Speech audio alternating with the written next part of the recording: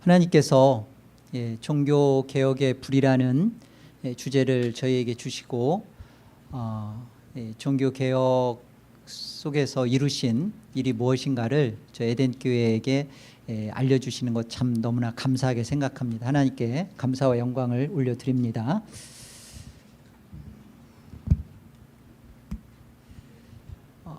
이번 수련의 주제가 뭐죠?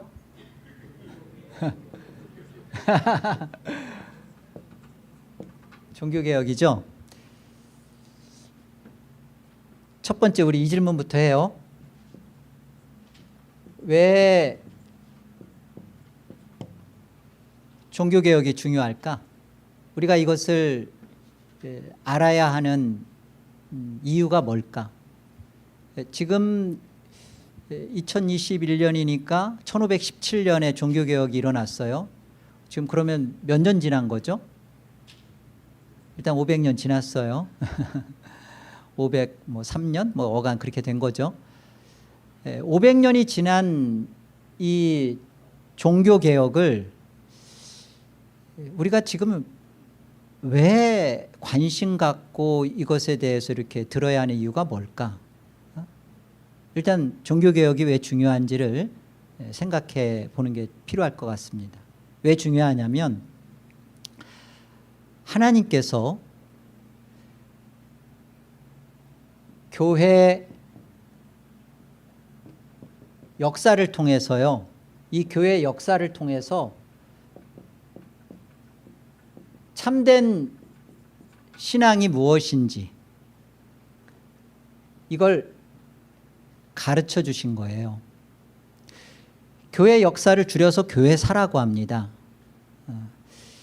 교회 역사를 통해서 하나님께서 우리에게 역사적 교회 역사를 통해서 거짓 신앙과 참 신앙이 무엇인가, 교회 역사입니다.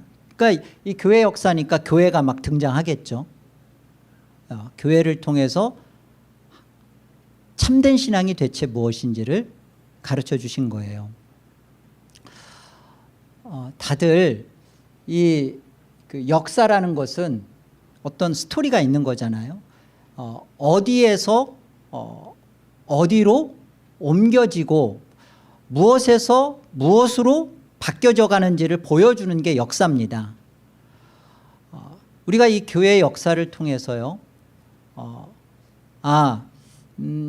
하나님이 이것이 거짓이었구나, 이 거짓을 드러내 주셨구나, 그리고 이것이 진짜구나, 참이구나 라는 것을 옮겨서 보여주시는 이 일이 종교개혁입니다. 이걸 보여주신 거예요. 우리 각자에게도 출신 배경에 여러 가지 그 신앙의 색깔들이 있을 수 있어요. 어떤 사람은 약간 그 경험적 신앙, 체험적 신앙을 해서 이렇게 기도 응답도 받고 이런 그런 기도에 대해서 많은 경험도 한 그런 분도 우리 중에 있을 수 있고, 또 어떤 분은 그 하나님의 말씀을 이렇게 중요하게 여겨서 이렇게 우리 신앙 안에서 이렇게 찾아오는, 어떤 것이 옳다, 맞다라는 것을 우리가 이 종교개혁을 통해서 하나님이 보여주신 것을 통해서 검증받고 분명하게 우리가 붙잡을 수 있는, 내 신앙이 옳다 틀리다에 대해서 종교개혁을 통해서 검증받을 수 있는, 그것을 통해서 배울 수 있는 귀한 겁니다. 그래서 종교개혁을 우리가 알아야 할 이유가 그런 이유인 거예요. 교회 역사인데 하나님께서 교회 역사 속에서 어떤 교회 역사를 통해서 종교개혁이라는 것은 말 그대로 로만 가톨릭이라는 천주교에서 기독교로 개혁이 되는 거예요. 그러니까 로만 가톨릭이라는 교회가 가지고 있었던 것이 무엇이었는지, 여기서부터 종교개혁이 벌어진 거니까 로만 가톨릭의 문제, 대체 어떤 문제를 하나님이 보여준 것인가? 로만 가톨릭의 문제는 가장 중요한 거 기억하세요? 로만 가톨릭의 문제, 성경입니다. 로만 가톨릭이 성경을 덮어놔 버렸어요. 성경을 버린 것입니다. 이 성경을 떠난 교회, 로만 가톨릭이에요. 그래서 하나님은 교회 역사 속에서 로만 가톨릭이라는 이 천주교 안에서 성경적 신앙, 이게 참된 신앙이다라는 것을 종교개혁을 통해서 보여주신 거예요. 성경을 찾아주신 거구나. 종교개혁은 성경을 찾아주신 거예요. 누가? 하나님께서. 성경을 찾아주셨어요. 그리고 이 성경을,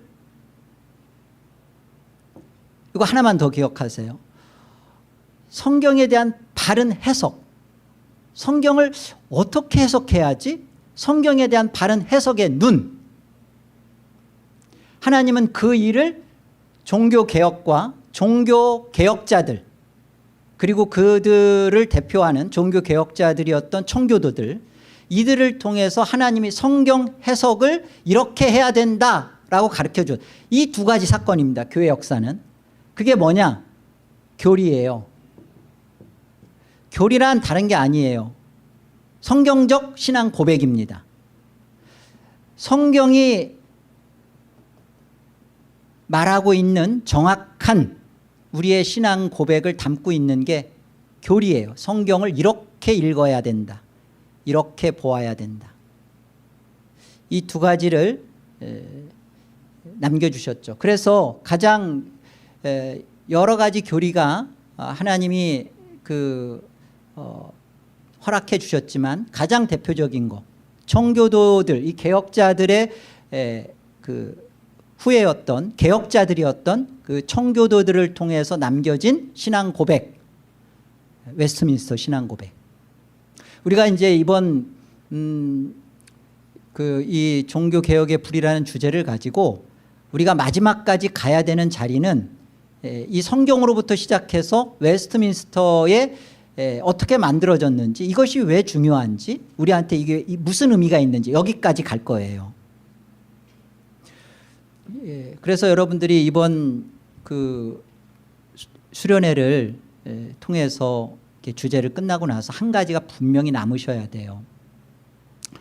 성경을 내가 소중히 여기는, 성경 자체를 여러분이 스스로가 읽고 연구하고 성경에 대해서 내가 하나님이 나한테 성경을 주셨구나. 종교개혁자들을 우리가 지금 배우고 종교개혁의 모든 것들을 배우는 이유는 딱 하나예요. 하나님이 내게 들려주신 이 성경이 이렇게 소중하구나. 성경을 읽고 연구하고 성경을 여러분들이 스스로가 파헤칠 수 있는 그런 마음이 남으셔야 돼요. 이 성경을 스스로가 읽을 수 있도록 하나님이 해주신 것 두 가지입니다. 교리를 주신 거예요. 교리. 하이델베르크, 벨직, 스코틀랜드 신앙고백, 이런 교리를 주신 거예요. 그래서 교리를 통해서 성경으로 가야 됩니다. 또 하나는 설교자를 주셨어요.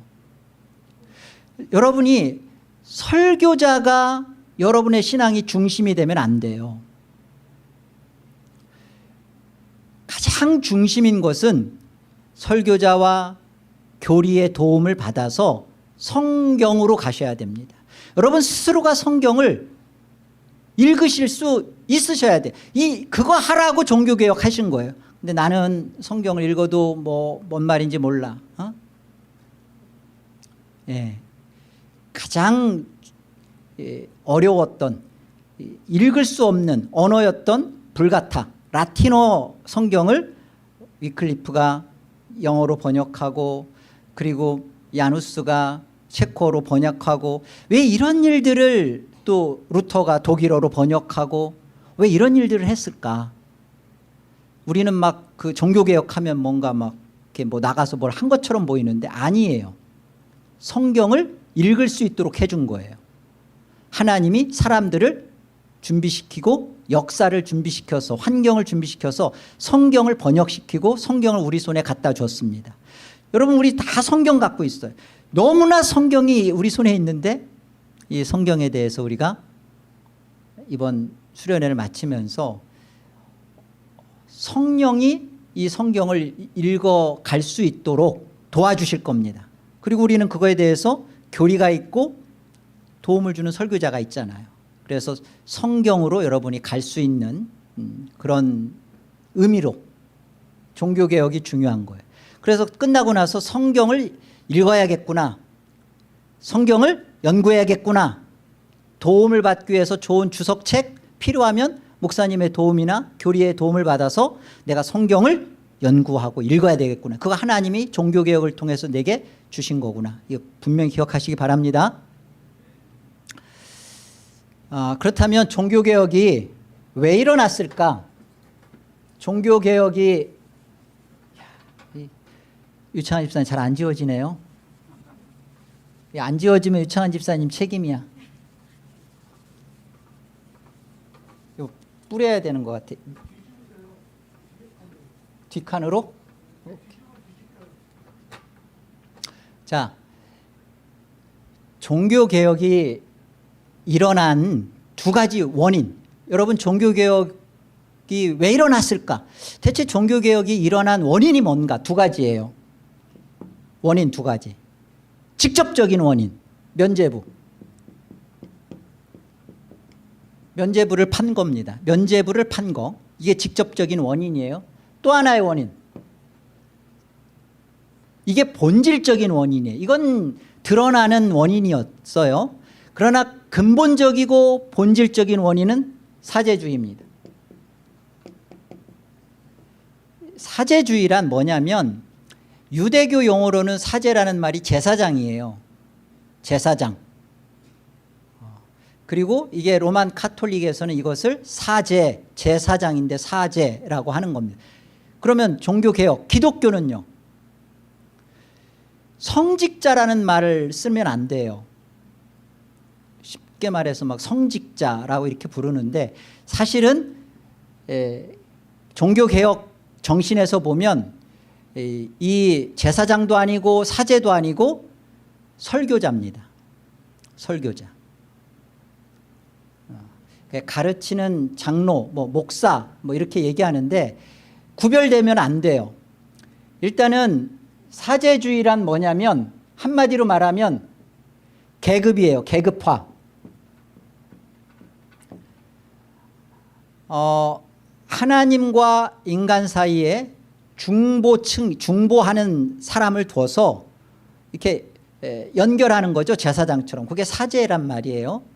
그래서 이 사제주의가 가지고 있는 것은 이렇게 중간에 어떤 그 역할을 하는데 거기에서 계급을 나눠버린 거예요. 일단은 성직자와 평신도 이게 발음 잘해야 돼요.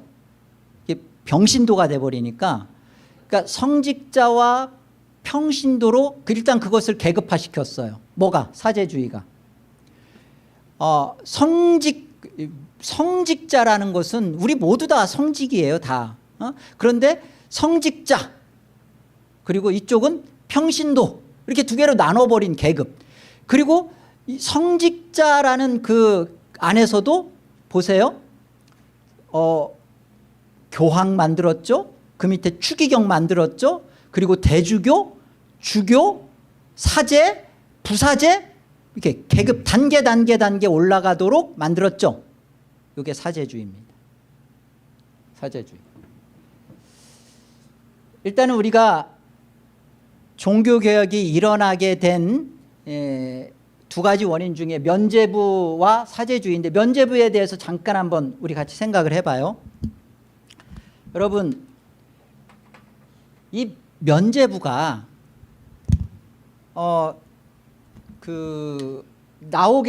면죄부가 나오게 된 그 배경, 면죄부 판매가 있게 된 배경, 이것은 어떤 배경을 갖고 있냐면 로마 카톨릭 교회가 이렇게 만들어낸 건데요. 예. 이 면죄부 판매 속에 가장 배경이 되는 것은 공로 사상이에요. 공로주의라고도 하죠. 공로, 업종 뭐 이런 거예요. 공로. 일단은 이 공로라는 말이 왜 필요했는지를 한번 생각해 보세요. 로만 카톨릭 교회입니다. 지금 로만 카톨릭 교회에서 이 공로주의, 이 면죄부 판매를 있게끔 만든 게 이 공로 사상인데 왜 그러면 이 공로 사상을 만들어냈냐면 이런 것 때문에 그래요. 일단은 로만 카톨릭은 죄를 두 가지로 나누어서 일단 설명해요. 하나는 원죄, 또 하나는 자범죄. 자범죄에서도 대죄와 소죄를 또 나누어요. 자범죄 안에서도. 일단 원죄는 쉽게 해결을 해줍니다. 원죄를 너무 쉽게 해결해 줘요. 그 원죄를 어떻게 해결해 주냐면 원죄는 영세, 우리로 말하면 세례예요. 영세를 받으면 원죄는 끝. 그러니까 영세 굉장히 중요한 거죠. 영세가 이루어지면 원죄는 해결됩니다. 원죄는 영세로, 세례죠. 영세로 원죄는 해결이 돼요. 문제는 자범죄인데 이 자범죄라는 것을 해결하기 위해서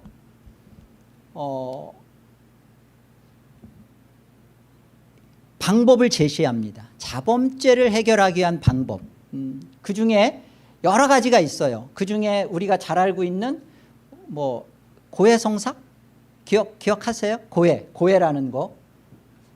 일단 고해성사를 통해서 자범죄가 좀 치료되도록, 해결되도록 해줍니다. 또 그런 것도 있어요. 그 마리아라든지 베드로라든지 토마스라든지 이런 자들의 그런 어떤 성상 뭐 이런 것들을 갖다 놓고서 막 이렇게 하면 또 거기에도 이제 또 이렇게 자범죄가 또 해결되는 그런 것도 있고, 또 재밌는 건 뭐냐면 예루살렘이라든지 이런 뭐 특별히 그걸 성지라고 하잖아요. 성지라는 말은 여러분 그건 성지순례 이런 말은 개혁 정신에서는 맞지가 않는 말이에요. 성지가 어디 거기가 성지입니까? 그런데 로만 카톨릭에서는 성지순례, 그래서 예루살렘 여기를 갔다 오면 고해성사에 한 1년 정도의 값어치를 쳐줘요. 그게 굉장히 높은 거예요. 그러니까 한 번 예루살렘 갔다 와서 한 바퀴 돌고 오면 1년 고해 끝, 이렇게 되는 겁니다. 이렇게 그 여러 가지 것들로 이게 자범죄 문제를 해결을 하는데, 문제는 이렇게 해도 모든 죄가 다 깨끗하게 처리가 안 되는 거예요. 여전히 처리가 안 된 상태로 남아서 죽습니다. 다 여기서 해결하고 죽으면 좋은데 로만 카톨릭의 교리는 자범죄가 해결이 안 돼요. 다 이렇게 하고서 자범죄까지, 원죄도 해결되고 자범죄도 해결되는 것은요 100% 중에 단 1%입니다. 누구만? 성자만.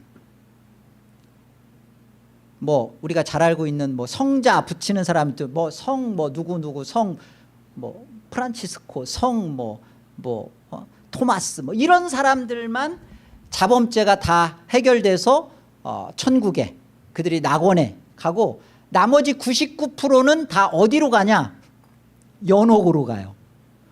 그러니까 여러분, 연옥은 천국과 지옥의 중간이 아니라 지옥의 가장자리예요. 그러니까 로만 카톨릭의 교리는요 막 이렇게 신앙하고 뭐 저렇게 하고 뭐 이 자범죄를 해결하기 위해서 고해도 하죠, 선행도 하죠. 선행도 하죠. 누구 죽으면 다 참석해야 돼요. 얼굴 보고 사람 인사하고 할 필요 없어요. 그냥 거기 참석하는 것으로 이미 점수가 몇 점 가요. 그러니까 그렇게 선행을 하죠. 그래서 점점 이렇게 보석금을 지불하는 것처럼 보석금을 지불하는 것처럼 그렇게 해서 그렇게 하고 하는데도 죽으면 가는 데가 연옥이에요. 99%가. 여러분 왜 그런 신앙을 하죠? 여러분 천주교에서 신앙을 하게 되면 그 교리, 천주교의 신앙이 가르쳐지는 교리는 이 자범죄가 해결되지 않아서 결국은 연옥에 가고 맙니다. 이 연옥에 대한 문제를 해결하기 위해서 등장한 게 면죄부예요. 해결을 해줘야 될 거 아니에요. 그래서 어떻게 해결을 하냐? 면죄부를 일단 해결할 수 있는 방법으로서 이 면죄부를 어떻게 준 거냐면 처음에는요 가장 우리가 생각할 때 우리 같은 일반인들은 이렇게 구원을 받으려면 100이라는 점수가 필요한데 우리는 뭐 많아야 70점 뭐 내지는 50점 누구 같은 경우는 40점 뭐 이렇게밖에 안 될 거란 말이죠. 그런데 베드로라든지 누구 요한이라든지 이런 사람들은 100에서 점수가 더해진다는 거예요. 130, 150 어떤 사람은 180 마리아 같은 경우 점수가 높아가지고 190 뭐 이렇게 점수를 자기들이 놓고서 내가 70점밖에 안 되는데 마리아를 내가 뭐 이렇게 숭상하고 뭐 마리아를 이렇게 해주고 뭐 집에다가 마리아상도 갖다 놓고 뭐 이렇게 하고 그러면 그들에게 넘쳐진 잉여된 그들의 점수 공로가 나에게 더해진다는 거예요. 나는 70인데 뭐 저 마리아가 갖고 있는 뭐 넘친 50점을 나에게 줘서 70 플러스 50 되니까 100이 넘죠. 이런 생각으로 주는 증서 연옥을 벗어날 수 있는 증서로 준 게 면죄부입니다. 그래서 면죄부는 사실은 면죄부라는 말보다는요 정확한 의미는 면죄부가 아니에요. 하나님은 죄를 용서해 주시고 벌은 교황이 면제해 준다. 이게 이제 면죄부인데 그렇다면 정확한 의미는 면벌부가 맞아요. 또는 사면부라고 해야 돼요. 그죠? 면벌부 내지는 사면부. 그래서 누구예요? 누구지? 갑자기 그 교황 우르반 2세 같은 경우에는요. 이게 십자군 아까 십자군 운동, 십자군 전쟁에 사람들이 이렇게 참여를 잘 안 할 거 아니에요. 그러니까 거기에 참여하면 이 면벌부를 주는 겁니다. 그러니까 면벌부도요. 그냥 증서 하나 그냥 조그만 손바닥만한 증서만 있는 게 아니라 다 거기에 면벌부도요. 40일 면벌부, 100일 면벌부 뭐 이렇게 돼 있는 거예요. 그래서 좀 이렇게 큰 걸수록 증서가 큽니다. 그런데 십자군 전쟁에 참여하면 완전 사면부, 완전 면벌부를 준 거예요. 누가? 교황 우르반 2세가. 돈이 필요하니까 일단은 십자군 전쟁에 참여하면 그거 주고 그리고 대신 내가 십자군 전쟁에 참여해서 목숨 잃기는 싫어. 그런데 돈을 내잖아? 그럼 똑같이 완전 사면부를 줬어요. 이게 우르반 2세가 교황이 한 것이고 또 당시 1517년 마틴 루터 때 그 레오 10세라는 가 교황이었거든. 레오 10세가 교황이었는데 이제 베드로 성당 여러분 이렇게 뭐 성당이라고 우리가 개혁자들은 이렇게 보질 않아요. 궁전이지. 그 베드로 그 궁전 그것을 짓기 위해서 돈이 좀 모으기 위해서 이렇게 고용했던 그 탁발 수도사 중에 이런 그 사람 중에 이제 성직자 중에 고용해서 이렇게 대중들한테 이 면범부를 이렇게 판매하도록 하는 인물이 테첼이라는 인물이 있었어요. 그가 설교가 마침 독일에서 비텐베르크 지역에서 그가 막 이런 면범부를 막 팔고 있었을 때 심지어 어떤 말을 했냐면 연복궤에 은하가 땡그랑 그 떨어지는 순간 연옥에 있는 당신의 부모의 그 죄가 벌이 사해지면서 낙원으로 올라간다. 이렇게 그렇게 하면서 돈꾀에 돈을 모았습니다. 이걸 루터가 직접 보고 들은 거예요. 그 상황을. 이게 가지고 있는 그 면죄부 판매가 가지고 있었던 문제였죠. 그렇다면 또 하나의 그 종교개혁이 일어난 보다 본질적이고 근본적인 원인이었던 게 뭐라고요? 여기 써 있잖아요. 다 같이? 예, 사제주의. 그 사제주의가 뭔지는 아까 설명드렸어요.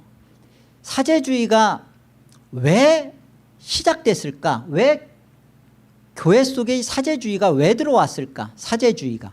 이걸 우리가 좀 알 필요가 있어요. 사제주의에 대해서 면죄부에서는 이 공로죠. 이제 사제주의에서 필요한 게 뭔지를 한번 우리 생각해 봐요. 여러분, BC와 AD를 그 예수님의 그 출생으로도 이렇게 나눕니다. 근데 예수님이 그 사역을 하시고 예수님이 승천하신 게 AD 30년. AD 30년으로 보고요. AD 30년에서부터 100년. 100년이라는 것은 사도 요한, 예수님의 마지막 제자였던 사도 요한이 반모섬에서 요한계시록 하다가 그가 에베소 교회 와서 마지막 사역을 하다가 죽어요. 그 예수님의 모친 마리아도 거기서 이렇게 그 같이 모시고 성경에 있는 대로, 그죠? 내 모친 요한한테 부탁했잖아요. 그래서 그 사도 요한이 이때가 사도 시대입니다. 사도 시대. 이 사도 시대에는 굉장히 그 진리가 예수님이 가시고 나서부터 사도들이 그 교회를 이렇게 다스리고 통치하고 섬기고 했던 때니까 건강했던 때죠. 가장 어찌 보면 진리를 잘 이렇게 붙들고 있었던 시대가 이때입니다. AD 100년까지. AD 100년부터 313년, AD 313년에 무슨 일이 벌어지냐면 그 로마 황제였던 콘스탄틴 대제가 전쟁에서 엄마 헬레나가 하나의 뭐 그 십자가 문양 밑에 이렇게 뭐 이렇게 원이 있고 그 십자가 문양을 들고서 뭐 싸워서 이기는 그런 사건이 벌어지면서 다분히 정치적입니다. 콘스탄틴 대제가 죽기 전까지 세례를 안 받았어요. 죽을 때 세례를 받았던 인물이에요. 왜냐하면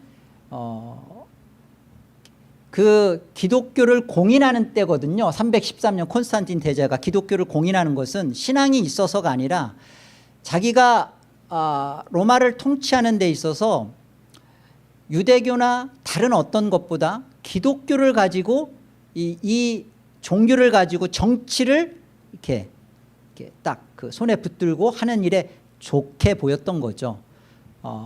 그래서 313년에 기독교를 공인하고 뭐 주일 일요일을 뭐 이렇게 하고 하는 것은 다 정치적인 문제로 한 겁니다. 하나님 이거 다 허용하시고 허락하신 거예요. 하나님 안에서. 기독교가 언제 국교로 로마에서 국교로 선포되냐? 392년 데오드시우스 황제 때 국교로 공포가 돼요. 어쨌든 100년에서 313년 이때 약 200년 어간 이때는 언제 무슨 시대냐면 이때는 사도 요한이 죽고 그 사도 요한의 제자였던 일테면 우리 잘 알고 있는 폴리캅, 서머나에서 교회를 했던 목사님이었던 폴리캅, 이레니우스, 오리겐, 이런 터툴리안, 키프리안, 이런 사람들이 있었던 그 시간입니다. 요 어간이. 그런데 잘 알고 있처럼 이때 그 로마의 엄청난 박해가 시작됐죠. 네로나 디오클리안이라든지 혹독한 박해가 벌어지면서 그 그리스도인들이 어디로 숨어 들어가요? 우리 지하교회인 카타굼으로 막 들어가죠. 카타굼으로 들어가서 엄청난 그 고통과 희생을 참아내면서 200년 어간을 순수한 신앙을 정말 진리를 지키겠다는 그 하에 엄청난 그 어둠 속에서 신앙을 했던 시간이 이 200년 기간입니다. 그러니까 진리와 박해의 기간. 그런데 이것이 313년에 황제가 나라에서 기독교를 공인해 줘 버린 거예요. 그러니까 이제 어떤 일이 벌어지죠? 그냥 밑에 있었던 지하의 교회들이 다 아주 공적으로 지상으로 올라와서 하는 데 있어서 아무런 제재를 받기 시작하지 않을 뿐만 아니라 그리고 점점 여기에다 베니핏이 더해지기 시작했어요. 왜? 황제가 나라를 통치하는 데 있어서 기독교를 사용해야 되니까 점점 자기 편으로 만들기 위해서 혜택을 주기 시작했단 말이에요. 그러니까 점점 어떤 일이 벌어지냐면 점점 기독교의 순수한 진리가 상실되면서 세속적인 일이 벌어지는 시간이 이때입니다. 이 기독교가 공인되고 국교로 되니까 이걸 굉장히 긍정적이고 하나님이 드디어 박해를 끝내고 안식을 주었다라고 볼 수 없어요. 신앙의 타락입니다. 변절이고 이게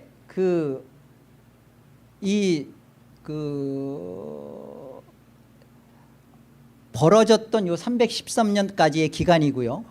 요 313년에서부터 590년 이때까지 우리가 지금 말하는 교회의 세속화 현상이 막 벌어지기 시작한 거예요. 313년에서 590년. 왜 590년이라는 요때까지가 교회사에 보면 요때가 초대교회사예요. 요때까지가 590년 때까지가 초대교회사예요. 왜 590년이냐? 이때 그레고리우스 1세라는 교황이 등극합니다. 590년에 무슨 일이 벌어진다고요?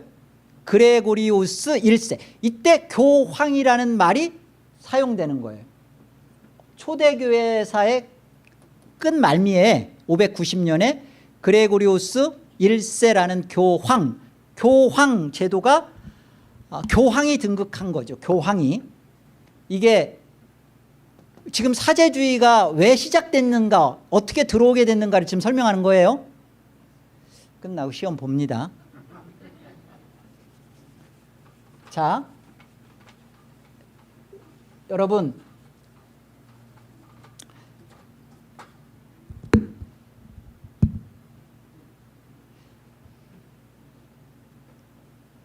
사제주의에서 지금 우리가 590년에 누구죠? 누구 1세? 그레고리우스 1세. 시험에 꼭 나와요. 자, 이 590년 그레고리우스 1세라는 교황이 나오게 된 이 교황이란 단어가 지금 처음 나왔잖아. 그렇죠? 이 교황제도가 어떻게 시작됐느냐? 교황제도가 시작된 이유는 기억하세요? 수도원 운동입니다. 교황이라는 단어가 지금 어떻게 시작됐는지를 지금 살피는 거예요. 교황이 왜, 교황제도가 어디서 나왔느냐 대체. 우리 궁금하잖아요. 아니 이게 갑자기 왜 교황이 나와? 교회사에. 아니 왜 교황이라는 게. 교황이라는 것은 교회의 황제라는 뜻이에요. 교회의 우두머리. 근데 아니 어떻게 갑자기 교회의 머리는 예수 그리스도이신데 교황이라는 단어가 어디서 갑자기 이렇게 튀어나왔지? 그게 수도원 운동 속에서 있다고요. 수도원 운동. 자, 수도원 운동이 뭐냐? 수도사라는 건 멍크인데 단어는 고행, 은둔 이런 뜻이에요. 이게 왜 수도사, 수도원 운동이라는 것은 이제 수도사들이 했던 무브먼인데 이들이 가지고 있었던 건 이겁니다. 자, 보세요. 아까 313년에 기독교가 공인돼서 590년까지 어떤 일이 벌어졌어요? 지상으로 올라오면서 온갖 변절과 타락이 벌어지고 거기에서 기독교가 세속화되는 일을 맛보게 된 거죠. 많은 그리스도인들이 그것을 보면서 이 교회로부터 공인된 교회, 공인된 기독교예요. 이 공인된 기독교로부터 이건 아니야. 이건 기독교가 아니지. 이건 신앙이 아니지 하면서 이 세속화된 것에서 나와서 광야에서 은둔하면서 고행하면서 순수한 신앙을 지키려고 금욕하고 절제하고 그렇게 출발한 거예요. 출발 좋았죠? 출발 떼길입니다. 출발 좋게 했는데 이렇게 출발을 하고서 이들이 교회에서 나왔으면 그냥 이들 자체에서 수도원 하면서 독방, 수도원들은요 보면요 다 독방이에요. 독방. 그냥 딱딱딱딱 칸막이 돼 있어서 같이 모여서 이렇게 같이 이렇게 하는 시간은 거의 없고 다 자기 독방에서 이랬던 거기에는 성직자란 말 거기에 이제 물론 이때 교회 안에서의 어떤 성직자들 지금 우리가 쓰는 성직자가 아니고요. 그 성직자들 일반 성도들 다양한 이들이 수도사에 들어가 있었습니다. 근데 이들이 나온 거예요. 나와서 어디로 들어가기 시작했냐면 다시 이들이 교회로 들어갑니다. 근데 이들이 들어가는 교회가 나와서 세속화로부터 나와서 다시 교회로 들어가는데 사실 이게 이제 로만 카톨릭이 만들어지는 이유가 돼요. 로만 카톨릭 처치 교회가 만들어지는 이유가 돼요. 아니 대체 좋았는데 왜 로만 카톨릭이 갑자기 여기서 됐을까? 이들이 로만 카톨릭 교회로 들어갈 때는 세속화가 싫어서 나왔는데 이때는 교회 속에 들어가면서 수도원 했던 이 수도사들이나 이런 사람들이 세속 정부와 결탁을 해버려요. 세속화가 싫었는데 세속 정부와 국가와 결탁하고 같이 들어가. 대체 이 안에 여기에 무슨 일이 벌어졌길래 이런 일이 벌어졌나? 그죠? 두 가지입니다. 이 안에 벌어졌던 것 두 가지.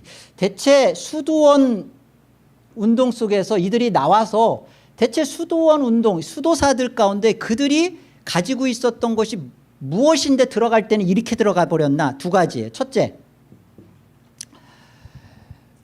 아까 교부들 중에 오리겐이라는 교부가 있었어요. 오리겐이라는 교부. 첫째는 이 수도원 자체가 금욕이잖아요. 고행이고 금욕이잖아요. 이게 교부 중에 오리겐이라는 이 교부가 있는데 오리겐이라는 이분은 종교개혁자들에 의해서 지금은 이단으로 정제되었습니다. 아버지가 순교하신 분이에요. 기독교의 신앙을 지키시고자 순교하신 분이십니다. 그리고 오리겐도 아버지를 따라서 17세에 자기도 순교하려고 정말 막 바깥에 가서 진리를 전하고 막 그렇게 하는데 어머니가 오리겐을 순교를 못하도록 발갈을 벗겨가지고 벽장에다 가뒀어요. 순교하지 못하도록. 예. 그런데 결국은 오리겐은 나와서 맨발로 이렇게 고행을 하면서 스스로가 자기를 고자로 만듭니다. 예. 굉장히 오리겐 속에 보면 금욕 또 하나는 고행을 통해서 자기의 그 의지, 자기 의지를 굉장히 강하게 붙드는, 그래서 오리겐의 별명이 철인이에요. 철인 3종 경기 아시죠? 그러니까 인간으로서의 어떤 강한 정신력을 갖고 있는 인물, 철인 오리겐입니다. 그래서 이 수도원 운동에 있어서 영향을 이들이 받는 게 무엇으로부터 뭔가 사상적인 것을 받는데, 그 사상의 흐름을 누구로부터 받은 거냐면 오리겐으로부터 받은 거예요. 교부 오리겐으로부터. 그 오리겐으로부터 받으니까 수도사들 속에 있었던 생각은 뭐예요? 금욕. 또 하나는 의지입니다. 의지. 철인이니까 의지. 그래서 자유의지, 의지가 이들 속에 굉장히 강하게 심겨져 나가기 시작해요. 또 하나는 세미 펠라기우스입니다. 펠라기우스는 4세기 때 인물이에요. 4세기 때 실존했던 펠라기우스라는 인물이에요. 자, 지저분하다. 일단 지워봅시다. 이거 좀 이따 이제 유창한 집사님 또 지울 거죠?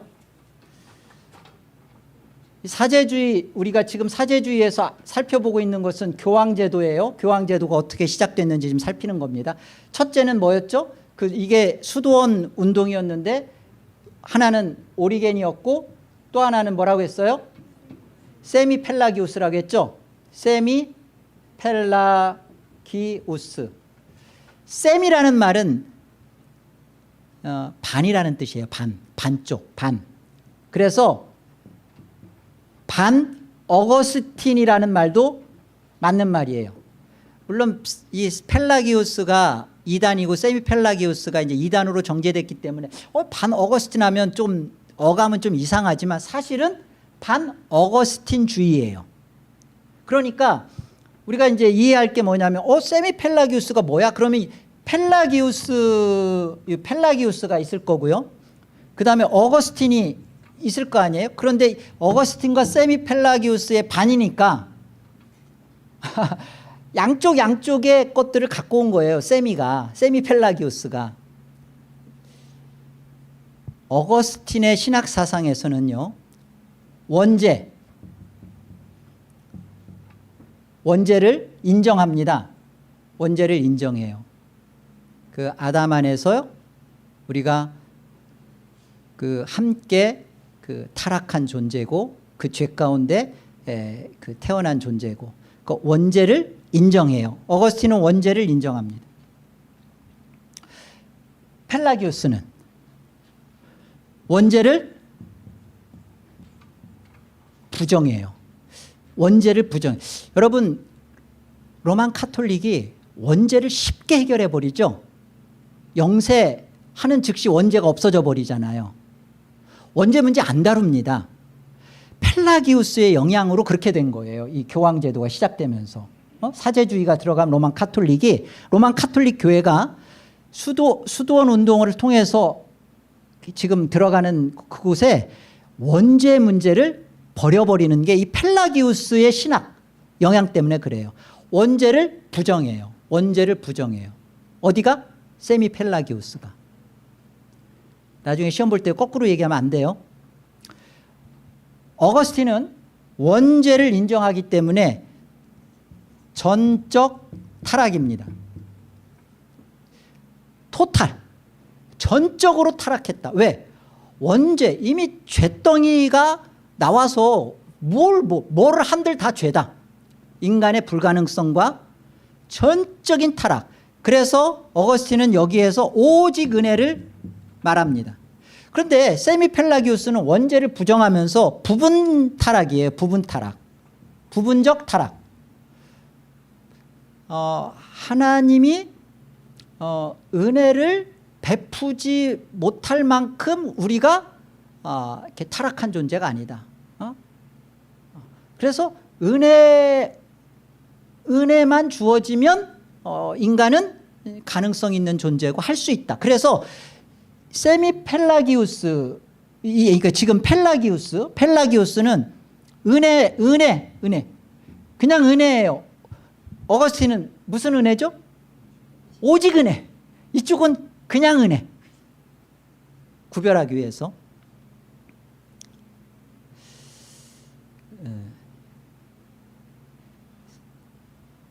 이 부분에 세미펠라기우스의 입장이 뭐냐? 이 부분에서 세미펠라기우스의 입장은 어거스틴은 원죄를 인정하잖아요. 세미펠라기우스는 원죄를 인정합니다. 원죄 인정해요. 원죄 인정해요? 왜냐하면 자기들도 이렇게 보니까 펠라기우스가 원죄를 부정하는 문제는 이게 말이 안 되거든. 그러니까 원죄를 인정한다면 원죄를 인정해요. 세미펠라기우스가. 그리고 부분적 타락을 얘기해요. 그러다 보니까 오직 은혜가 아니라 그냥 은혜예요. 이게 누구한테 들어갔다고요? 오리겐의 영향과 세미펠라기우스의 영향을 수도원 운동하는 수도사들이 그걸 가지고 어디로 간 거예요? 교회로 들어갔는데 그 교회가 이제는 로만 카톨릭의 교회로 되는 거예요. 오직 은혜가 아니라 은혜. 온전한 타락이 아니라 부분적 타락. 이걸 가지고 들어간 것이 로만 카톨릭이고, 그러다 보니까 오리겐의 금욕, 그리고 오리겐이 얘기했던 선행, 고행, 그걸 통한 의지, 이게 그래서 로만 카톨릭의 공로사상, 공로주의 이런 것들이 나오게 된 배경입니다. Understand? 네.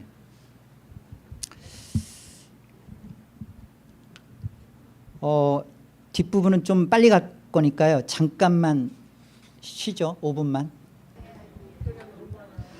우리가 이런 그 교회 역사를 통해서 신앙을 이렇게 한번 배우는 것은 우리가 매번 그 설교라든지 뭐 이런 걸 통해서는 성경신학적, 조직신학적 그런 것만 많이 이렇게 듣다가 이런 교회 역사를 통해서 역사적 신앙을 우리가 좀 분명히 하면 내 느낌과 감정으로 이렇게 신앙하는 게 아니라 하나님이 그 주체적으로 어떤 일을 하셨는지에 대한 근거를 두고 신앙을 해나갈 수가 있는 거죠. 지금까지 본 게 사실은 초대교회사까지 해요. 초대교회사.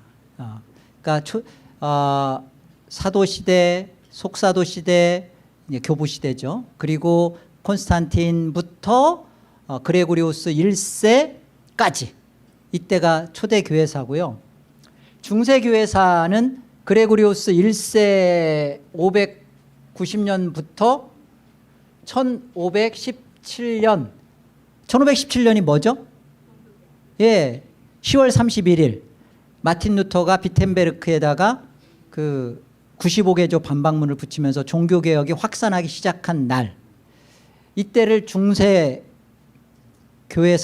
봅니다. 이 기간 때 안에 이제는 어떤 일이 벌어지겠어요? 초대교회사 끝말 무렵에서 교황이라는 말이 시작되고 수도원 운동을 했던 수도사들이 교회로 들어가면서 오리겐과 세미펠라기우스의 신학을 가지고 들어가면서 이제 그 안에서 이제 세속 정부와 결탁하는 일들이 발생하면서 교황권을 확립하고 강화시켜가는 기간이에요. 중세교회 이때가 교황권이 강화되어가는 시기입니다. 뭐 교황이라는 말 자체가 나온 배경은 그레고리우스 1세가 이 말을 처음에 교황이라고 되지만요. 당시 교구가 5개였어요. 그냥 하나, 둘, 셋, 넷, 5개 맞네. 예루살렘 교구, 안디옥 교구, 로마 교구, 콘스탄틴 노플 교구, 알렉산드리아. 이렇게 5개의 이제 교구로 크게 있었는데 서로가 각각의 여기에 있으면서 이때 이제 주교라는 주교 내지는 감독이나 주교라는 말이 사실은 같은 말이에요. 목사 다 같은 말인데 칼빈의 기독교 강요를 보면 이제 주교라는 말로 감독 대신에 주교라는 말을 서로가 썼던 거예요. 이렇게 주교 이렇게 썼는데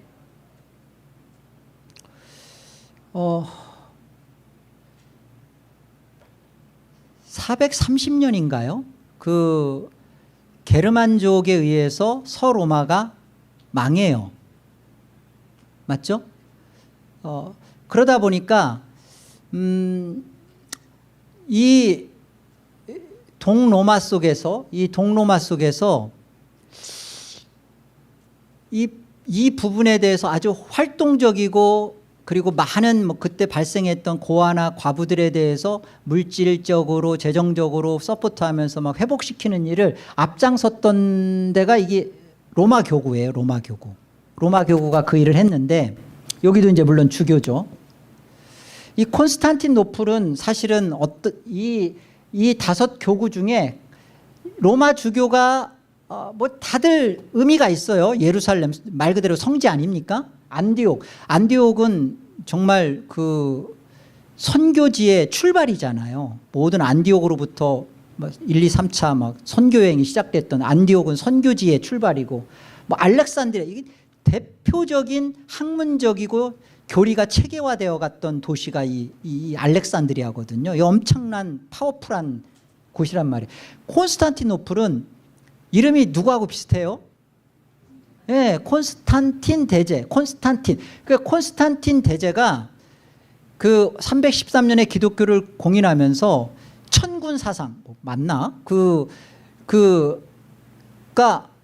자기가 이렇게 거의 하나님의 격에 올라서서 법 위에 올라서는 천군과 같은 그런 자기 위치를 올려놔요. 그러면서 하나의 그런 도시를 만들어버린 게 콘스탄티노플인 곳이에요. 굉장히 실세, 힘이 있고 경제가 빵빵하고 돈이 많고 황제가 힘을 실어놨던 굉장히 영향력이 여기도 이제 주교란 말이에요. 그런데 이렇게 있으면서 대체 어느 주교가 센 주교냐, 어디가 더 크냐 하다가 로마 주교와 콘스탄틴 둘이 서로 누가 더 세냐 기싸움하다가 로마가 자기가 이름을 붙여버려요. 대주교라고. 대주교라고 이름을 붙이면서 이 로마 교구에서 아까 말씀드린 그 게르만족이 무너지고 그때 뭐 희생적으로 막 하고 그러면서 처음으로 이 대주교라는 이름들을 여기서도 막 이제 막 대주교 또 서로가 그러니까 여기도 자기도 대주교 막 붙이는 거예요. 여기도 막 갑자기 여기도 이제 대주교. 그런데 이런 대주교를 붙이고 있다가 여기에서 그 포프 무슨 뜻이죠? 아버지. 그러니까 아버지라는 명칭을 로마 주교에 처음으로 붙여줘요. 포프라는. 그래서 이 포프라는 것을 붙여주면서 로마에서 여기서 나오는 게 단어가 교황이라는 단어가 여기서 나온 겁니다. 누가 더 세냐, 누가 진짜 대주교냐의 싸움을 하다가 로마 구역에서 우리가 이렇게 그 서로마 했던 것들 이렇게 다 살피고 뭐 영향력을 그러면서 이제 포프라는 교황이라는 것이 등장합니다. 교황권이 그래서 확립이 되고요. 이러면서 점점 이 교황권을 강화해 가는 일에 있어서 주장하기 시작하는 거예요. 이 교황이라는 단어가 일단 시작했잖아요. 그러니까 로마 교구에서 이 교황권을 이제 확립하기 위해서 주장하기 시작하는 것이 뭐냐면 거짓 진리죠. 말도 안 되는 교황 무오설. 교황은 무오하다. 교황 사제권. 교황은 죄를 사해 줄 수 있다. 그죠? 아까 이거 면죄부가 그런 거잖아요. 죄는 하나님이 용서하시고 벌은 교황이 면제해 준다. 교황 사제권. 뭐 이런 것들을 통해서 교황권을 확립해 가기 시작해요. 뿐만 아니라 이제는 그 황제를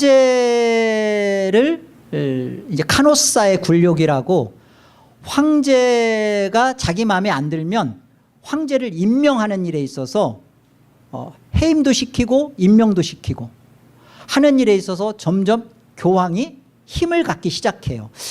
야, 이게 이 세속 국가와 교회와의 관계를 여러분 잘 생각해야 돼요.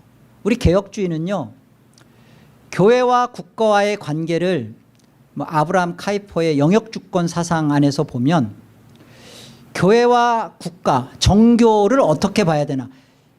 역사 속에서 종교개혁 정신에서 보면 정치, 교회가 정치화되고 세속정부와 결탁함으로 인하여서 교황제도가 강화되어 간단 말이에요. 그래서 교회는 하나님의 주권 영역 안에서 우리는 하나님의 백성으로서의 역할을 해야 됩니다. 그러나 힘을 모아서, 힘을 가져서 어떤 세속 국가를 어떻게 통치하자, 거기에 어떤 힘을 가져서 세속 뭐 왕을 이렇게 만들어내고 그거 아닙니다. 이 교황권이 그래서 그렇게 강화되어 가는 거예요. 세속 정부와 결탁하면서 황제보다도 힘을 더 갖기 시작하면서 그렇게 교황권이 그래서 심지어 그 그리스도의 대리자, 사실은 그리스도는 교회의 머리이시면서 사실은 섬기는 종으로 오셨는데, 말은 자기들은 종들 중에 종이라고 하는데 교황이라는 것은 교회의 황제거든요. 그렇게 붙여버린 겁니다. 이 1000년간에 이 로만 카톨릭, 이 교황권이 확립되면서 강화되면서 1000년의 중세 이 암흑 시대를 만들면서 이것이 가지고 온 영향, 일단은 교회가 세속화됐어요. 그리고 이렇게 뭐 면죄부를 판매하면서 굉장히 그런 그 하나님 앞에서의 그런 신학도 다 무너져 버렸고, 종교적으로도 그리스도의 그런, 사실 그 교황을 만들어내면서 그런 거예요.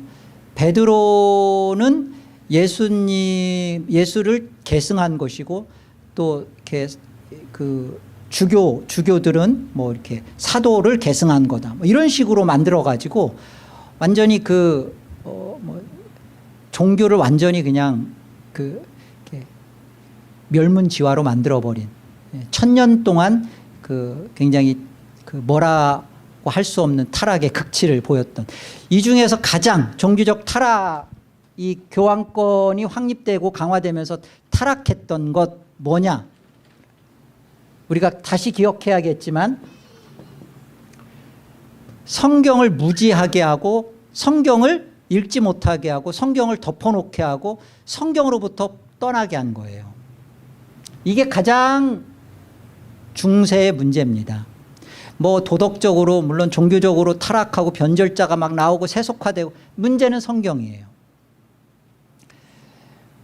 복음이 변질되게 한 게 성경을 덮어넣어버리고 성경을 열어놓지 않은 거예요. 성경을 알 수 없게 만들어버린 거예요. 하나님은 우리에게 성경을 주셨는데, 성경을 여기서 성경이 덮어지고 나니까 뭐 당연히 휩쓸고 있는 교회의 대표적인 사상, 한마디로 공로주의, 공로 사상이에요.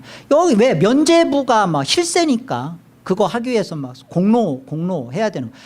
성경이 그런 얘기가 없는데 성경을 모르니까 당연히 로만 카톨릭이 교황이 가르치는 대로 뭐 교황은 무호하고 교황은 사제권도 갖고 있고 얼마나 막강해요. 1000년 동안 성도들은 성경이 뭔지도 모르고 읽지도 못하고 깜깜 묵깜깜이니까 이렇게 된 것이 1000년의 그 지배한 결과의 문제입니다. 자, 이제 종교개혁의 두 번째 파트인 어떻게 그러면 이게 종교개혁 자체가 하나님께서 준비시켰는가? 하나님께서 하신 일이에요. 먼저 우리가 그 첫 번째 우리가 관심을 가져야 되는 게 뭐냐면 시대적인 상황입니다.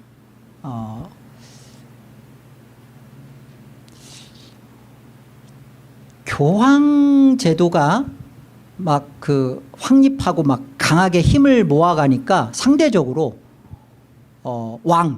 황제죠. 황제들이 이게 말이 안 되는 거예요. 왜냐하면 모든 자금이 막 그 세금화해서 모든 자금이 어디로 막 흘러 들어가냐면 교황청으로 막 흘러 들어가는 거예요. 세금들이 막 다 왜? 힘이 있으니까, 교황이 힘이 있으니까 힘을 갖고 또 뭐 면죄부 팔고 막 그리고 뭐 사제권 발동하고 뭐 그러니까 점점 근데 이거에 대해서 황제들이 이게 뭐 신앙이 있어서가 아니라 이거에 대해서 종교개혁자들 위클리프나 후스라든지 기호나 사보나 롤라라든지 이런 사람들이 막 들고 일어나서 반대를 하니까 이 사람들을 지지해 주기 시작하는 거예요. 종교개혁자들을 누가? 왕이. 국가주의가 그래서 생기는 거예요. 왕권 신수설 다른 게 아니라 절대 왕정 국가를 추구하기 위해서는 종교개혁자들의 교황을 비판하고 부패와 타락을 지적하는 것에 대해서 힘을 실어주기 시작한 거예요. 이렇게 어떻게 1517년 독일에서 어떻게 이 종교개혁이 빵 하고 터질 수 있었을까? 그리고 거기서로부터 막 불꽃처럼 번져서 전 유럽으로 퍼지는 일에 왜 독일이 사용되었을까? 근거가 있어요. 독일은 당시 제후라고 해서 7개의 제후가 있었는데 거기에서 그 투표를 해서 왕으로 선출되거든요. 그러니까 사실은 교황 입장에서 볼 때는 왕권이 약한 곳이니까 여기서 돈 벌어먹기가 참 좋았던 곳이 독일이었어요. 돈 벌어먹기가. 그러니까 거기서 면죄부 막 실컷 팔아먹었던 거죠. 이런 부분에서 마틴 루터가 종교개혁을 하고 나니까 여기에서 제후, 프리드리라든 뭐 이런 제후들이 이제 교황의 그런 청으로 흘러가는 돈에 대해서 민감해지기 시작하고 종교개혁자를 밀어주기 시작한 거예요. 이게 이제 국가주의. 그러니까 하나님이 이게 그냥 갑자기 루터가 어느 날 뭐 하나 이렇게 딱 95개조 붙이니까 뭐 이렇게 막 된 게 아니라 이런 시대와 상황을 만들어냈구나. 또 하나는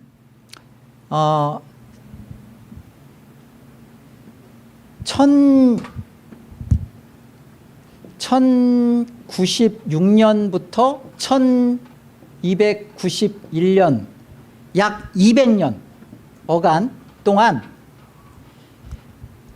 십자군 전쟁이 벌어져요. 십자군 전쟁의 출발은 그 예루살렘이 이들은 성지라고 하잖아요. 아까 성지 가서 뭐 순례하고 그러면 그 뭐 1년치 고해권을 받는 그런 그런데 거기에 터키 군들이 성지를 이렇게 순례하고 하는 일에 있어서 굉장히 막 이렇게 탄압을 하고 그러니까 성지 탈환, 그러니까 면목은 성지 탈환라는 것으로 그 동방의 황제들이 이렇게 교황과 같이 힘을 모아가지고 이제 성지 탈환하는 면목으로 시작을 하는데 탈환도 잘 못하죠. 그런데 이 200년 어간 동안에 동방의 그런 어떤 문화 이런 것들이 이런 서방 쪽으로 이렇게 흘러 들어가면서 여기에서 말하자면 르네상스 인문주의라는 것들이 꼽히기 시작해요. 그러니까 그러면서 뭔가 좀 성경이라든지 이런 어떤 것들을 읽고 해석해내고 그런 것들을 좀 알 수 있는 눈들이 열리기 시작하는 거예요. 전혀 닫혀있던 데서 인문주의라는 것들이 들어오면서 뭔가 좀 배우는 학문적인 것들에 대해서 배경이 깔리기 시작했던 게 이 200년 십자군 전쟁을 통해서는 정말 그 교회사 속에 이거는 너무나 엄청난 과오고 잔인한 일입니다. 근데 이 십자군 전쟁의 200년의 그것을 통해서 하나님께서 어떤 일을 했느냐, 종교개혁을 준비하신 거예요. 종교개혁, 정확한 얘기입니다. 종교개혁이 준비되는 200년 십자군 전쟁, 8차에 거쳐서 십자군 전쟁이 벌어지는 때예요. 그리고 우리가 잘 알고 있는 구텐베르크, 누구죠? 구텐베르크 몰라요? 성은 구씨고 이 텐베르크 씨가 1455년에 인쇄기를 발명해요.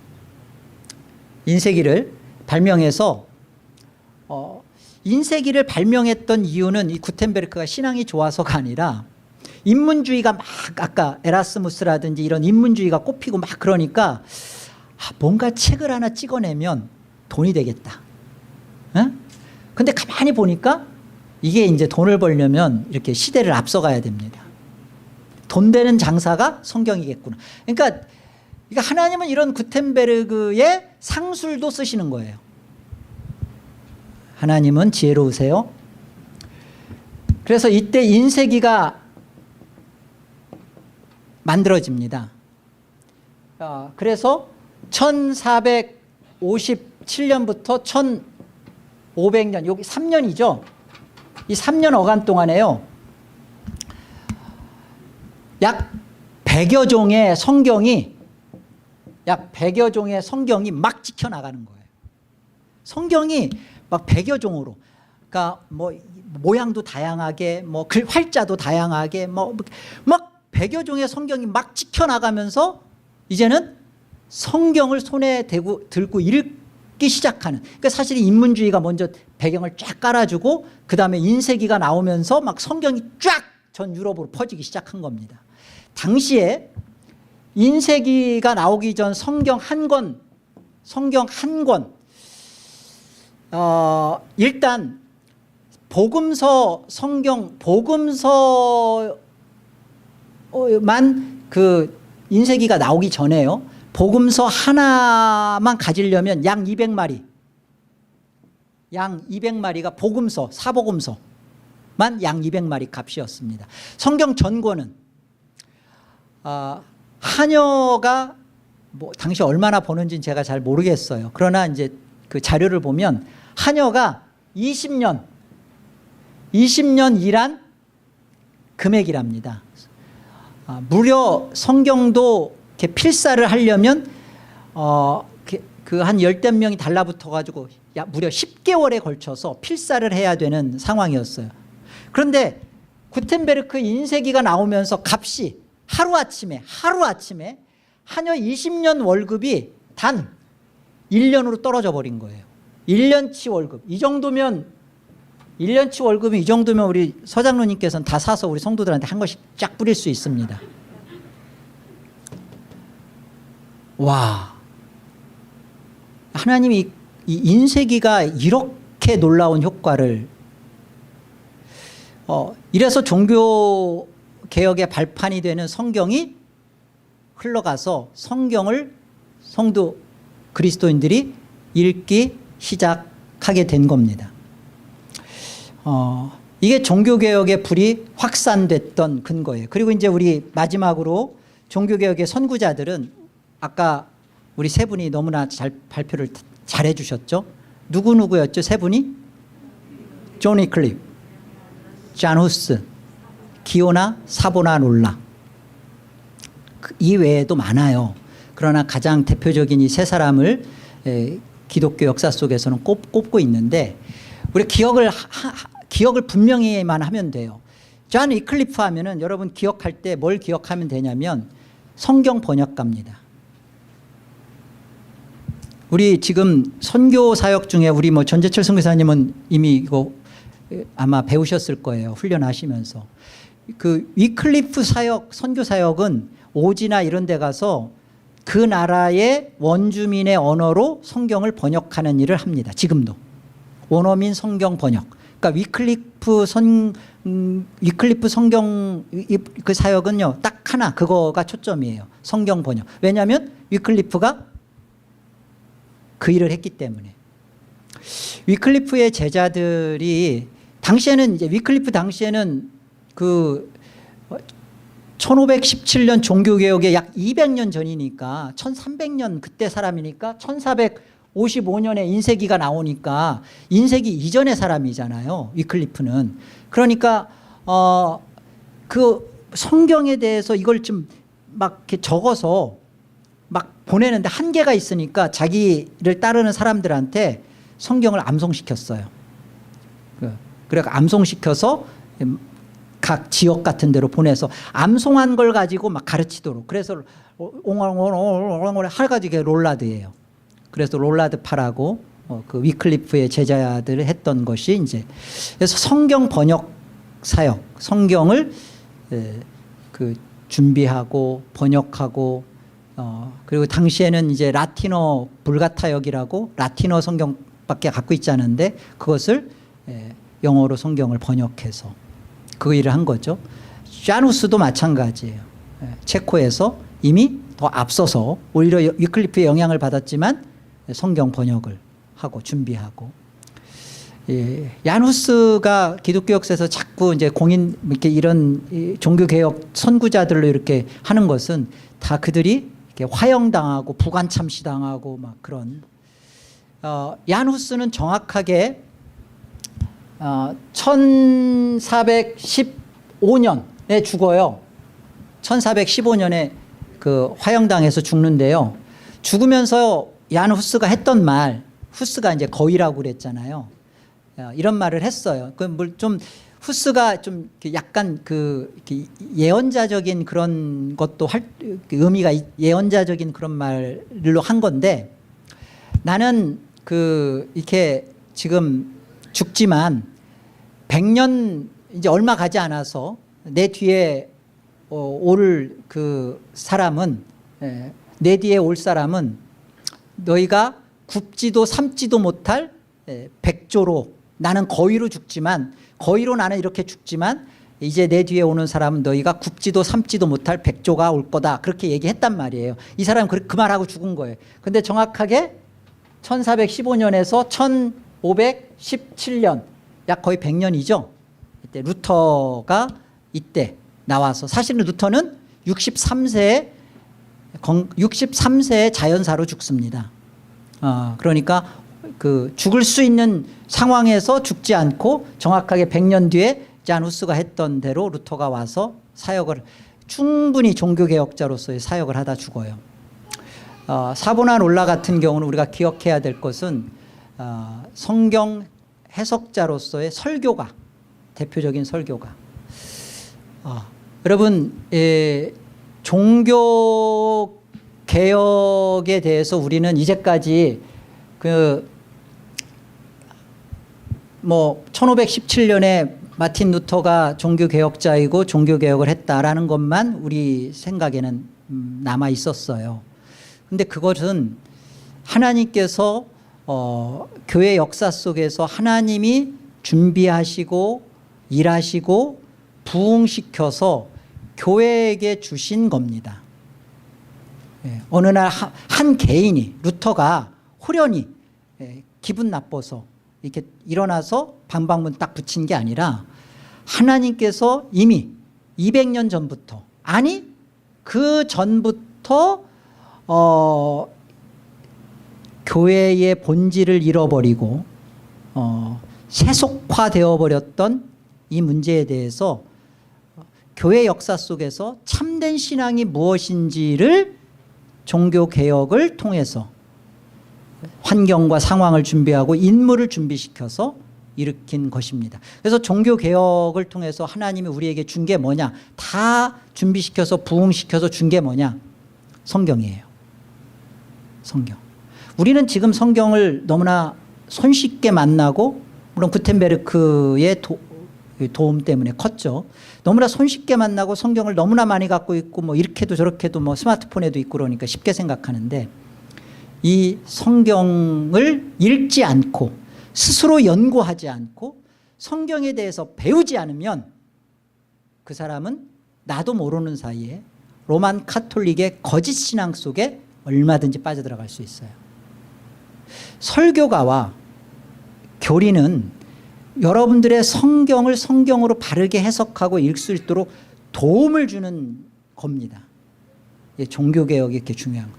여러분, 설교가를 사랑하고 목사를 참 귀중하게 여기고 목사의 설교를 따라서 여러분들이 신앙생활 하려는 건 참 틀리지 않아요. 그러나 설교자 중심이 아니라 성경 중심이셔야 돼요. 여러분이 원저자인 성령께서 여러분에게 직접 직강을 하시는 걸 들을 줄 아셔야 돼요. 어렵죠? 힘들죠?